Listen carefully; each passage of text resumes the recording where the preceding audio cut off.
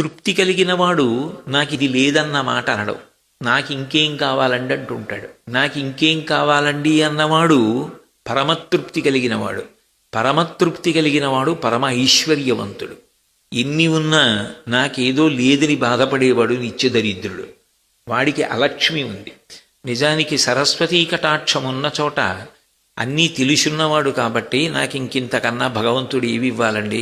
2 కళ్ళు ఇచ్చాడు, 2 చెవులు ఇచ్చాడు, ఆరోగ్యం ఇచ్చాడు, మాట ఇచ్చాడు, చదువు ఇచ్చాడు, జీర్ణం చేసుకునే శక్తినిచ్చాడు, భార్యనిచ్చాడు, కొడుకునిచ్చాడు, కూతుర్నిచ్చాడు, చెయ్యి చాపవలసిన అవసరం లేకుండా బ్రతకడానికి కావలసిన ఐశ్వర్యాన్నిచ్చాడు. ఇంకా ఇంతకన్నా నాకేమి ఇవ్వాలైనా అని నిత్యతృప్తితో ఉంటాడు. నిత్యతృప్తితో ఉన్నవాడు మహదైశ్వర్యవంతుడు. కౌపీనవంత ఖలు భాగ్యవంత అంటారు శంకరాచార్యుల వారు.